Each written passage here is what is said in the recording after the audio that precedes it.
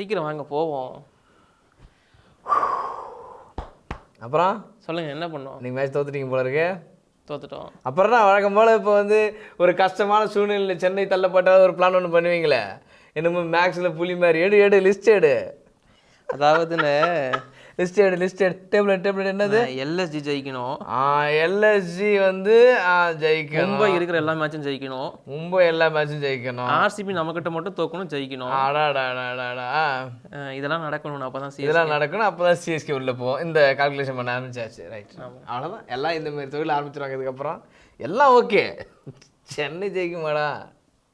பரிதாப நிலையில் மாட்டிட்டு நிற்குதாடா. இல்லைண்ணா, இப்போ ஹோமுக்கு வரும், அதனால வெற்றியும். ஹோமில் தான் ஆல்ரெடி 2 மேட்ச் விட்டுருக்கீன்றதை மறந்துடாதீங்க. என்னடா ஹோமு.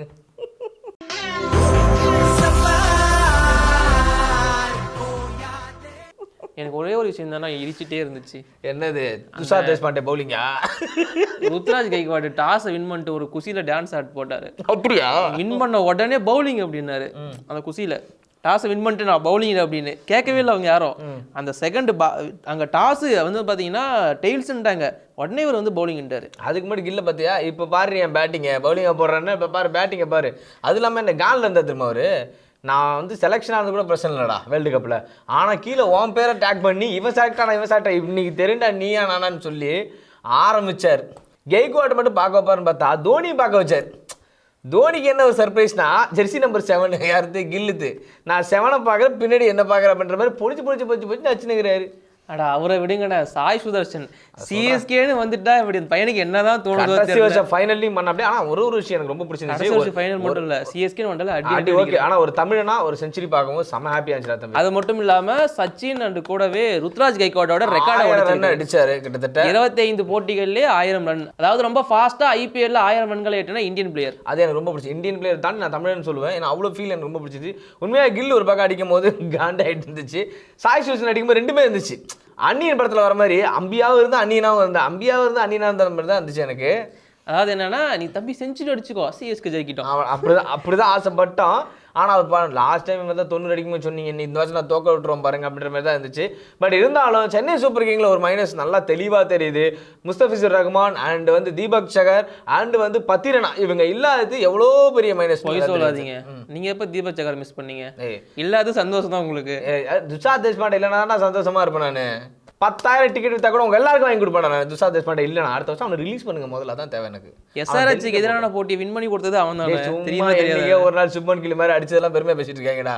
அவன் கெய்க்வாட் மாதிரி நல்லா டைம் ஃபார்மில் இருக்கணும். இன்னைக்கு கெய்க்வாட்டை பார்த்து அவன் இடத்துல போய் 0ல் அவுட் ஆகிட்டு வரான். என்ன நேரனே தெரியல. ஐயோ மொதல் 3 விக்கெட்டு போச்சு பாரு.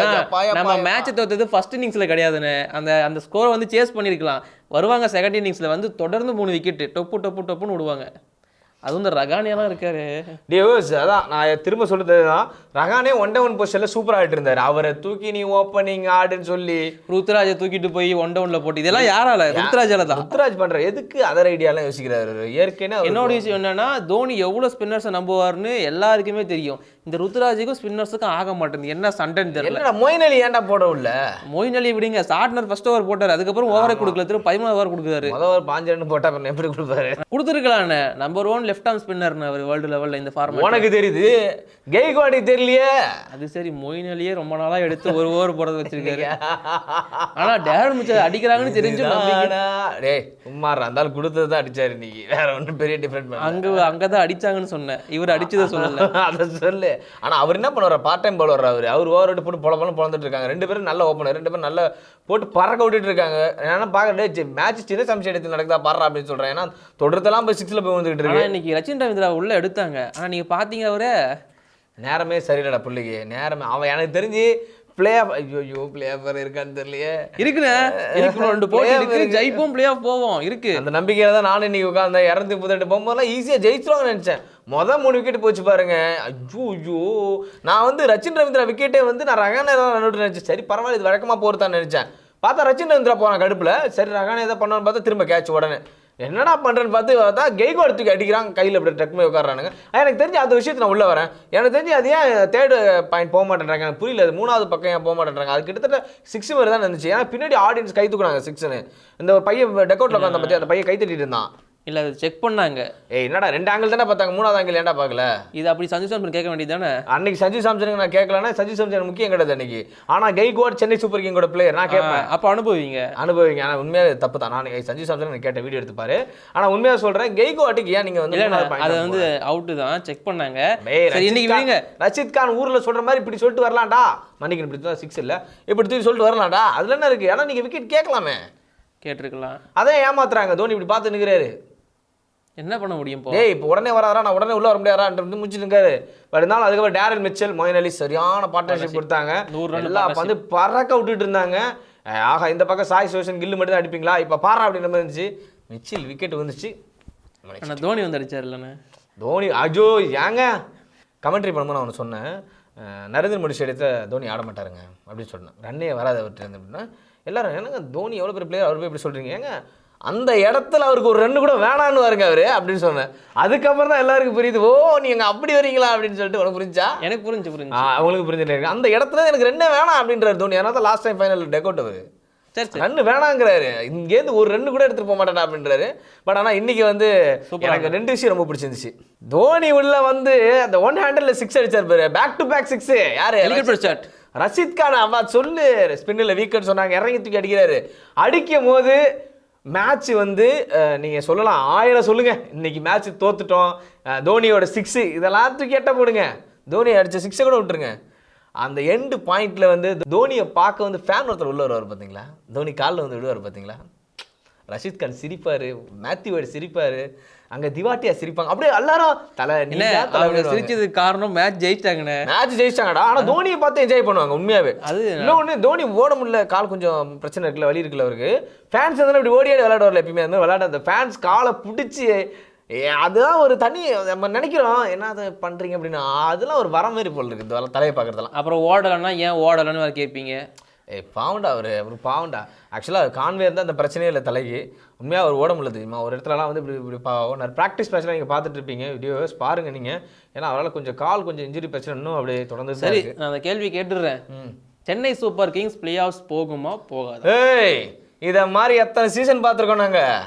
இவ்வளோ ஏன் கடைசியில் இந்த டீம் ஜெயிச்சா இந்த டீம் உள்ளே போய்டணும்னு இருக்கும். அதுவே நடந்திருக்கு தெரியல, மறந்துடாத. கேட்டது மட்டும் பதில் சொல்லுங்க. போகும் கண்டிப்பா Chennai super king play off போகும், சென்னை ஃபைனல் ஆடும், சென்னை சூப்பர் கிங் 6வது முறையாக கப் அடிப்பாங்க. இது யாராலையும் மாற்றி எழுத முடியாது. மகேந்திர சிங் தோனியை டக் அவுட்ல உட்காந்தாலும் சரி, இன்ஜுரி பிரச்சனைன்னு சென்னை சூப்பர் கிங் கப் அடிக்கிறத யார் நினைச்சா. இதில் நான் மட்டும் ஒன்று ஆட் பண்ணிக்கிறேன். சென்னை ஃபைனல் வந்து பார்த்தீங்கன்னா RR கூட ஆடும். RR கீழே யார் இருக்கா தெரியாது, அதெல்லாம் கல்கட்டா இருக்காங்க, சொல்ல முடியாது. இல்லை அது கூட வச்சுக்கலாம்டா தம்பி. எனக்கு என்ன கேட்டால் இன்னும் 2-3 மேட்ச் இருக்குது. SRH ஃபைனல் ஆடும்னு நம்பிக்கை இருக்குது எனக்கு இருக்குது. SRH சென்னை தான் ஆடும். உங்களுக்கு RR வராது நம்பிக்கை இருக்குது தெரியும் எனக்கு. ஏன்னா அவங்க ஒரு ஜோக்கர்ஸ்ரா, ஜோக்கர். இப்போ ஜோக்கர் CSK தானே. போய் வாடா. அதாவது இன்னைக்கு GT முடிச்சு வெளியே அனுப்புவாங்கன்னு பார்த்தா போன போக்க பார்த்தா முடிச்சு இவங்க அனுப்பிச்சிருப்பாங்க போல. அடுத்து வந்து பார்த்தீங்கன்னா RR கூட மேட்ச் 42 மணி நேரம் கூட இல்லையா. நைட்டோட நைட்டாக பொட்டி படிக்கலாம் கட்டிட்டு சென்னை வரணும். வந்து ஞாயிற்றுக்கிழமை ஈவினிங் மேட்ச். அதனால தான்டா எங்கள் பசங்க எல்லாருக்கும் வந்து கையில் ஃபோன் வாங்கி கொடுத்துருக்காரு எங்கள் தலை.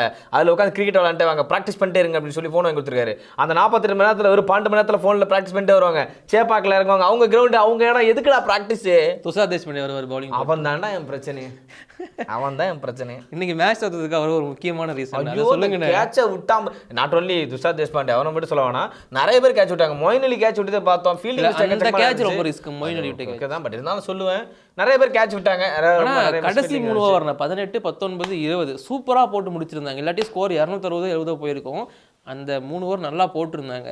கார்த்திக் தியாகம் பண்ணார், நமக்கு வாரி வாங்கினாரு. உமேஷ் யாதவெல்லாம் நல்லா போட்ட உடனே எனக்கு என்னடா பண்ணுறான் உமேஷ் யாதவ் ஓவர்லாம் ஏன்டா அப்படின்ற மாதிரி. அதான் இந்த மாதிரி பிளேயர்ஸ்லாம் இருக்காங்க. இந்த உமேஷ் யாதவ், மோகித் சர்மா பாருங்க ஃபார்ம்லேயே இல்லாமல் இருந்தார், திடீர்னு ஃபார்முக்குள்ளே வந்துட்டார் இப்போ. ஆனால் அவரோட ஸ்லோவர் பாலை தூக்கி அடிச்சார் பார்த்தியா தோனி 6 நல்லா ரீட் பண்ணார். தோனி ஸ்லோவர் பால் ஆட மாட்டேன்னு சொன்னாங்க. நீ எந்த பால் வேணா இப்போ நான் அடிக்கிறேன். மோகித் சர்மா எப்படி போட அடிப்பார் அவர். நீ என்னடா கற்றுக் கொடுத்தவர் அவர் தானடா. அதே தான் சொல்ல வரேன். சென்னை சூப்பர் கிங்ல வச்சு அடிச்சு போது நீ அந்த டீம் போ அப்படி சொல்லி அமுச்சு விட்டு பஞ்சாப் போயிட்டு அப்புறம் பஞ்சாப்ல போய் பஞ்சரானது பார்த்தாம GTயில் போய் படிச்சுட்டு இருந்தார். மறக்காத. நாளைக்கு Mumbai Indians vs Kolkata match. யார் ஜெயிச்சாலும் பிரச்சனை கிடையாது. இவன் ஜெயிச்சாலும் இவன் சேஃபர் ஜோன் தான். இவன் ஜெயிச்சா எதுக்கு ஜெயிக்கிறேன்னு கேட்கலாம். RGBயாவது ஏதாவது பண்ணிக்கிட்டே என்னடா RGB வெளில போடணும் முதல்ல. என்னடா எனக்கு IPL அவ்வளோதான் முடிஞ்சுச்சு. சரி நான் ஒரு ப்ரெடிக்ஷன் சொல்லிக்கிறேன். என்ன ப்ரெடிக்ஷன்? ரோஹித் சர்மா கண்டிப்பா ஃபார்முக்கு வந்துடுவாரு. ரோஹித் சர்மா ஃபார்முக்கு வந்துடுவாரா? 10 ரன்னுக்குள்ள அவுட் ஆகாம இருந்துச்சு. சரி நீ அவரை பற்றி பேசிட்டு இருக்க, நீ வேணா பாரு மிச்சில் ஸ்டார்க் நாளைக்கு ஃபார்முக்கு வருவார். ஸ்டார்க்கான ஹர்திக் பாண்டியா ஃபேஷனபிள் கை.